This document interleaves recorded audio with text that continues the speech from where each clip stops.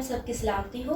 आज हम फिर से get for nation church Lahore Pakistan में मौजूद हैं और पास्टर जी मैंने देखा है कि हमारे जो मसीह नौजवान हैं वो काफ़ी गुमराही की तरफ जा रहे हैं। तो आज आप हमें नौजवानों के बारे में कुछ सिखाएं भाई। खुदावंद यीशु मसीह के जलाली मुकद्दस खूबसूरत और नहायत ही मोहब्बत नाम में आप सबको सलाम। बेटी ने बहुत अच्छे उन्वान के ऊपर सीखने के लिए मुझे कहा है और ये हकीकत पर बात मबनी है कि हमारे नौजवान बहुत गुमराही के अंदर जा रहे हैं और वो ऐसे काम कर रहे हैं जिनकी कलाम हक इजाज़त नहीं देता, गुमराही के अंदर है। बाइबल का ना पढ़ना और बाइबल से ताल्लुक ना होना जिसके सबब से गुमराही फैलती चली जा रही है। तो आए हम नौजवानों के ताल्लुक से खुदा के कलाम को सीखते हैं। वाइस की किताब उसका 12वां बाब और पहली आयत के अंदर कुछ यूं मरकूम है, और अपनी जवानी के दिनों में अपने खालिक को याद कर, जबकि बुरे दिन हनूज नहीं आए और वो बरस नजदीक नहीं हुए, जिनमें तू कहेगा कि इनसे मुझे कुछ खुशी नहीं। कलाम हक का पढ़ा सुना जाना हम सबों के लिए बाइस बरकत हो, आमीन। मेरे अज़्ज़ो, यहाँ पर बयान किया गया है कि अपनी जवानी के दिनों में अपने खालिक को याद कर। अब ये जो कलाम है 12वां बाब पहली आयत से 7वीं आयत तक, ये दो अदवार पर मुश्तमिल है। जिंदगी के दो अदवार के ऊपर ये मुहित है और ये बयान करता है कि जवानी के अंदर क्या है और फिर बुढ़ापे के अंदर क्या है। तो हम आज इन्हीं चीजों को सीखेंगे कि खुदा का कलाम क्या बयान करता है। और कलाम बयान करता है जबकि बुरे दिन हनूज नहीं आए। हनूज का मतलब अभी तक, और बुरे दिन की जो तशबीह है वो बुजुर्गी का आलम है, बुढ़ापे का दौर है। तो इसके अंदर ये लिखा है कि बुरे दिन हनूज नहीं आए और वो बरस नजदीक नहीं हुए, जिनमें तू कहेगा इनसे मुझे कुछ खुशी नहीं। बुढ़ापे के अंदर जाकर कोई चीज जो है वो अच्छी नहीं लगती। तो आज हम इसके ताल्लुक से सीखेंगे। अब यहाँ पे तीसरी आयत में मरकूम है कि जिस रोज घर के निगहबान थरथराने लगे। यहाँ पे घर के निगहबान किनको कहा गया है? जी बेटा, ये बहुत अहम सवाल है और आम तौर पर यही समझा जाता है कि घर के बुजुर्ग बड़े वो निगहबान है। जी। लेकिन यहाँ पर ये बात नहीं की जा रही। मेरे अज़्ज़ो, जो इस वक्त इस वीडियो को देख रहे हैं, इस बात को जान लें, ये समझ लें कि हिकमत की ये जो किताब है इसमें कहा कुछ और जा रहा है, लेकिन इसके बैकग्राउंड में कुछ और बात है। तो घर के निगहबान जो हैं वो घर के बड़े बुजुर्ग नहीं हैं, बल्कि हमारे ये हाथ हैं, और इन्हीं हाथों से हम जवानी के आलम में अपने बच्चों को पालते हैं, उनके लिए जॉब करते हैं, उनको सिखाते हैं, कमाई करते हैं। लेकिन एक वक्त आता है कि ये जो घर के निगहबान हैं ये थरथराना शुरू हो जाते हैं, कांपना शुरू हो जाते हैं, और उस वक्त बुढ़ापे के आलम में हमसे कोई चीज पकड़ी भी नहीं जाएगी। तो ये जो है ये इंसानी हाथों के ताल्लुक से कही जा रही है बात। यहाँ हम देखते हैं कि जोरावर लोग कुबड़े हो जाएं। मेरे अज़्ज़ो, जवानी के आलम में क्या होता है, हम अपनी टांगों के जोर पर हम इधर भाग उधर भाग, जल्दी जल्दी काम करते हैं। लेकिन बुढ़ापे के अंदर जाकर क्या होता है कि ये जो जवानी का जोर है ये खत्म हो जाता है, टांगे जवाब दे जाती हैं और कमर जो है उसके अंदर खम आना शुरू हो जाता है, कमर झुकना शुरू हो जाती है और फिर लाठी का सहारा लेना पड़ता है। ये बुढ़ापे की तरफ जो है ये इशारा है कि जवानी के आलम में जो लोग हैं वो जोरावर होते हैं, लेकिन बुढ़ापे के अंदर वो कुबड़े हो जाते हैं। जी पास्टर साहब, आगे लिखा हुआ है कि पीसने वाली रुक जाएंगी क्योंकि वो थोड़ी सी है। इससे क्या मुराद है? बेटा जी, इससे मुराद ये है कि ये जो पूरा कलाम है ये पार्ट्स ऑफ बॉडी पर मुश्तमिल है, हमारे जिस्म के अज़ा के ऊपर मुश्तमिल है। अब ये जो पीसने वालियां हैं ये हमारे दांत हैं। जवानी के अंदर हम देखते हैं आपके दांत हैं, मेरे दांत हैं, जो नाज़रीन देख रहे हैं उनके दांत सलामत हैं अगर वो जवानी के आलम में हैं। लेकिन एक वक्त आएगा कि बुढ़ापे के अंदर ये जो दांत हैं ये जाते रहेंगे, खत्म हो जाएंगे اور پھر یہ کلام کہتا ہے اس لیے کہ وہ تھوڑی سی ہیں اور منہ کے اندر جو دانت ہیں وہ تھوڑے سے رہ جائیں گے. اور آگے یوں مرکوم ہے کہ وہ جو کھڑکیوں سے جھانکتی ہے دھندلا جائیں گی.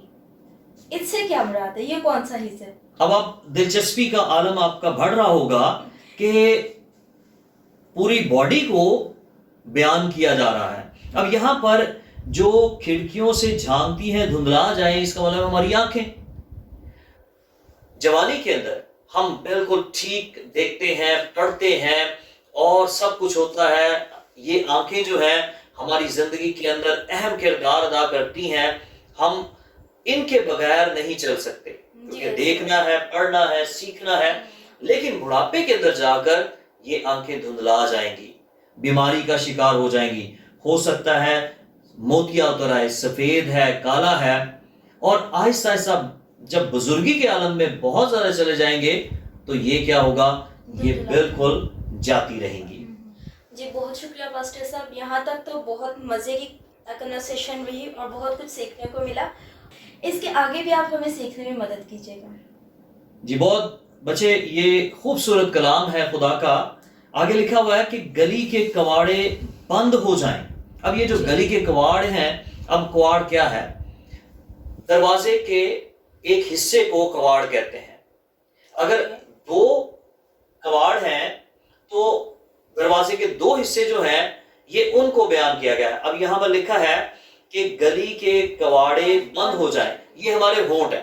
آپ دیکھ لیں، یہ جو ہمارے ہونٹ ہیں یہ بند ہوتے ہیں، کھلتے ہیں، ہم بولتے ہیں. تو ایک وقت آئے گا کہ بڑھاپے کے اندر جا کر یہ بھی جو ہے ہونٹ وہ بند ہو جائیں گے، منہ سے آواز نہیں نکلے گی اور ہم بول نہیں پائیں گے کیونکہ بڑھاپے کے اندر ایسا ہی ہوتا ہے. جی اور آگے یوں مرکوم ہے کہ جب چکی کی آواز دھیمی ہو جائے گی اور انسان چڑیا کی آواز سے چونک اٹھے گا. جی اب یہاں پر ہم دیکھتے ہیں کہ جب چکی کی آواز دھیمی ہو جائے، میرے عزیزو یہ ہمارے کان ہیں. اور بیٹا جی ایک وقت آئے گا میں آپ ایک دوسرے کی آواز بڑی کلیئر سن رہے ہیں، لیکن جیسے ہی بڑھاپا ہوگا، بزرگی کا عالم آنا شروع ہو جائے گا، یہ کانوں سے جو سننے کی حس ہے یہ بھی کمزور ہوتی چلی جائے گی. اور انسان جو ہے وہ بعض دفعہ بزرگوں کے، اگر ہم نے دیکھا ہے تو بزرگوں کے کان کے پاس جا کر اپنا منہ لے جا کر ہم بولتے ہیں، تب وہ سمجھتے ہیں. تو یہ اس بات کی طرف اشارہ ہے کہ جب چکی کی آواز دھیمی ہو جائے اور انسان چڑیا کی آواز سے چونک اٹھے. بزرگی کے عالم میں کانوں سے تو کم سنائی دیتا ہے، لیکن انسان جو ہے وہ چھٹی حس کے موافق بہت ساری چیزوں کو آبزرو کرنا شروع ہو جاتا ہے. وہ ذرا سا بھی شور ہوگا تو وہ چونک اٹھے گا، یہ کیا ہو رہا ہے. تو یہ جو بزرگی کے عالم میں ہوتا ہے. پاسٹر جی یہاں پہ لکھا ہوا ہے کہ نغمہ کی سب بیٹیاں ضعیف ہو جائے گی. اب یہ کیا ہے؟ یہ بیٹا جی یہ ہے کہ نغمہ سانگ کو کہتے ہیں، ٹھیک ہے، اور سب بیٹیاں ضعیف ہو جائیں. یہ ہمارا گلا ہے اور اس کے اندر ووکل کارڈز ہوتے ہیں جو آواز کو پیدا کرتے ہیں، باہر نکالتے ہیں. آہستہ آہستہ یہ بھی بڑھاپے کے اندر جا کر یہ جو کارڈز ہیں یہ جواب دینا، یعنی کہ ان سے آواز نکلنا بند ہو جائے گی. اور کیا ہے کہ ہماری جو آواز ہے بہت نکاہت کا شکار ہو جائے گی، ہم اپنی آواز دوسروں تک پہنچا بھی نہیں پائیں گے. جی پاسٹر جی مجھے بہت کچھ یہاں سے سیکھنے کو ملا. جیسے کہ میں خود بھی نوجوان ہوں تو میں اپنے بھی بڑھاپے کا سوچ رہی ہوں کہ آگے جا کے کیا ہوگا. تو یہاں پہ آگے دیکھتے ہیں، بائبل مقدس میں یوں مرکوم ہے، ہاں جب وہ چڑھائی سے بھی ڈر جائیں اور دہشت راہ میں ہو. بیٹا جی یہ ہے کہ جب انسان بڑھاپے کے اندر جاتا ہے نا تو پیدل چل رہا ہوتا ہے تو وہ بڑا محتاط ہو کر قدم اٹھاتا ہے. ایسے ہے. اور یہاں پر لکھا ہے کہ ہاں جب وہ چڑھائی سے بھی ڈر جائیں، تو اس کا مطلب یہ ہے کہ وہ جب چل رہے ہیں تو ان کے رستے کے اندر کوئی بھی ایسی چیز نہ آئے جس سے وہ ٹکرائیں اور گر جائیں. اگر گرے تو پھر ان سے اٹھا نہیں جائے گا، تو پرابلم ہوگی. بزرگی کے عالم میں کیا ہے کہ انسان اگر گر گیا تو خدا نہ خواستہ بیڈ پہ لیٹ گیا تو پھر بہت بزرگوں کے لیے مشکل ہو جاتی ہے. تو یہ اس بات کی طرف اشارہ ہے. اور آگے یوں مرکوم ہے کہ بادام کے پھول نکلے اور ٹڈی ایک بوجھ معلوم ہو اور وہ خواہش مٹ جائے. ہاں جی، یہ بچے بہت سمجھنے والی بات ہے کہ بادام کے پھول نکلیں. میرے عزو، جب ہم بادام کے درخت کا مشاہدہ کرتے ہیں، اس کو دیکھتے ہیں، تو جب بادام آنا ہوتا ہے درخت کے اوپر تو پھول نکلتے ہیں. پھول کا جو رنگ ہوتا ہے وہ پہلے ہوتا ہے گلابی، پنک ہوتا ہے، اس کے بعد وہ سفید ہو جاتا ہے اور اس کے بعد اس کے اوپر بادام آتا ہے. اب یہ جو بات ہے یہ انسان کے سفید بالوں کی طرف اشارہ ہے. یہ بزرگی کا عالم ہے اور خدا کا کلام بیان کرتا ہے کہ جو سفید بالوں والے ہیں ان کی ہم نے رسپیکٹ کرنی ہے. اگر وہ آئیں تو ان کے ادب کے اندر کھڑے ہو جانا ہے. تو یہ بزرگی کی طرف اشارہ ہے. اور آگے لکھا ہے ٹڈی ایک بوجھ معلوم ہو اور خواہش مٹ جائے. یعنی کہ ٹڈی سے مراد یہ ہے، ٹڈی چھوٹی سی ہوتی ہے اور مراد یہ ہے کہ چھوٹے سے چھوٹا کام بھی بہت بڑا معلوم ہوتا ہے. کہ اگر کہیں پہ جانا ہے تو انسان 10 دفعہ سوچتا ہے میں جاؤں یا نہ جاؤں جب وہ بزرگی کے عالم میں چلا جاتا ہے. اور میرے عزو، بڑھاپے کے اندر خواہش مٹ جاتی ہے. ہم جوانی کے عالم میں کھانے کھاتے ہیں، آؤٹنگ کرتے ہیں، ادھر ادھر جاتے ہیں ہم، لیکن بڑھاپے کے اندر یہ ساری چیزیں ختم ہو جاتی ہیں. آگے جو لکھا ہوا وہ کچھ اس طرح ہے کیونکہ انسان اپنے ابدی مکان میں چلا جائے گا اور ماتم کرنے والے گلی گلی پھریں گے. اب بیٹا جی، دنیا کے اندر رہتے ہوئے ہم جب زندگی گزارتے ہیں تو اختتام موت پر ہوتا ہے. اور دنیا کا مقولہ ہے کہ جو قبر ہے وہ آخری آرام گاہ ہے، لیکن ایمانداروں کے لیے نہیں ہے. لیکن زندگی کا اختتام جو ہے وہ قبر پر ہوتا ہے. تو کلام بیان کرتا ہے کہ انسان اپنے ابدی مکان میں چلا جائے گا، یعنی کہ وہ مر جائے گا، قبر کے اندر اتر جائے گا اور ماتم کرنے والے گلی گلی پھریں گے. تو میرے عزو، جب کسی کی ڈیتھ ہو جاتی ہے گھرانے کے اندر، گھر کا سربراہ ہے، ماں ہے، باپ ہے، بھائی ہے، بہن ہے، جن سے ہمارا کلوز ریلیشن شپ ہوتا ہے، تو پھر کیا ہوتا ہے؟ ماتم کے اندر ہم چلے جاتے ہیں. بعض دفعہ ماتم کا اتنا اثر ہوتا ہے کہ ہم اپنے ہوش و حواس کھو بیٹھتے ہیں. تو کلام بیان کرتا ہے کہ انسان نے اپنے ابدی مکان میں چلے جانا ہے، یعنی اس نے مر جانا ہے، اور ماتم کرنے والے گلی گلی پھریں گے. اس سے مراد یہ ہے. جی پاسٹر صاحب، جیسے کہ ہم ابھی اختتام کی طرف جا رہے ہیں، لیکن یہاں پہ کچھ اور چیزیں بھی ہیں جس کے بارے میں سیکھنا بہت ضروری ہے. تو یہ ہمیں بتا دیجیے کہ بیشتر اس سے کہ چاندی کی ڈوری کھولی جائے اور سونے کی کٹوری توڑی جائے. اب یہاں پر ان دو چیزوں کو ہم سیکھتے ہیں. کلام بیان کرتا ہے بیشتر اس سے. میرے عزو، ہم نے موت کی طرف جانا ہے اور ہم مریں گے، کیونکہ کلام یہ کہتا ہے کہ ہم سب کو مرنا ہے. تو بیشتر اس سے جب انسان مر جاتا ہے تو اس کی ساری چیزیں جو ہیں وہ ختم ہونا شروع ہو جائے، ختم ہو جاتی ہیں. تو کلام بیان کرتا ہے بیشتر اس سے کہ چاندی کی ڈوری کھولی جائے. اب یہ چاندی کی ڈوری جو ہے یہ تشبیہ ہے اور یہ انسانی زبان ہے. جب انسان مرے گا تو یہ زبان بھی بند ہو جائے گی. آج ہم زندہ ہیں تو بول رہے ہیں، ہم بات کر رہے ہیں، لیکن جب ہوگا تو یہ ختم ہو جائے گا. آگے لکھا ہے کہ سونے کی کٹوری توڑی جائے. اب سونے کی کٹوری، سونا ایک قیمتی دھات ہے، اور یہ جو تشبیہ ہے یہ ہمارا دماغ ہے، برین ہے، اور یہ ہماری کھوپڑی ہے. یہ جو ہم برین رکھتے ہیں، کھوپڑی رکھتے ہیں، اس کے اندر دماغ ہے. اسی کے سر پر کیا ہوا ہے جی؟ ایجادات ہوئی ہیں، انوینشنز ہوئی ہیں، لوگوں نے ترقی کی ہے. لیکن ایک وقت آئے گا کہ یہ دماغ بھی ختم ہو جائے گا اور انسان مٹی کے اندر چلا جائے گا. اور آگے لکھا ہے کہ گھڑا چشمے پر پھوڑا جائے. اب گھڑا چشمے پر پھوڑا جائے، یہ انسانی دل ہے، اور یہ ایک تصویر ہے کہ کوئی شخص یا بھائی ہے یا بہن ہے. پرانے وقتوں میں چشمے ہوا کرتے تھے اور وہاں سے پانی لے کر آیا جاتا تھا. تو کوئی شخص جو ہے یا کوئی بہن ہے وہ گھڑا لے کر جائے چشمے پر اور وہاں پر اس کا گھڑا ٹوٹ جائے تو سب سے زیادہ جو اثر ہے وہ دل قبول کرے گا. تو یہ اس طرف اشارہ ہے کہ بری یا اچھی چیز، خوشی ہے کی ہے یا غم کی ہے، اس کا اثر ہمارے دل پر ہوتا ہے. اور آپ نے اکثر یہ جملہ سنا ہوگا کہ فلاں شخص کی ڈیتھ ہو گئی ہے، ہوا کیا تھا جی؟ اس کو ہارٹ اٹیک ہوا تھا. تو ہارٹ دل کو کہتے ہیں اور اٹیک کیا ہے جی؟ حملہ، یعنی کہ اس کے دل پر حملہ ہوا اور وہ مر گیا. تو یہی چیز ہے کہ گھڑا چشمے پر پھوڑا جائے. اور آگے لکھا ہے کہ حوض کا چرخ ٹوٹ جائے. پرانے وقتوں میں گاؤں کے اندر کیا ہوتے تھے؟ کنویں ہوتے تھے اور ان کے اوپر ایک چرخی ہوتی تھی جس کے اوپر ایک رسی ہوتی تھی، رسا ہوتا تھا. وہ نیچے پانی کو اوپر لانے کے لیے اس کے ساتھ ایک بال ہوتا تھا اور وہ پھینکتے اور اس کے بعد پھر اس کو اوپر کھینچتے تھے. تو یہ جو اشارہ ہے یہ پھیپھڑوں کی طرف ہے.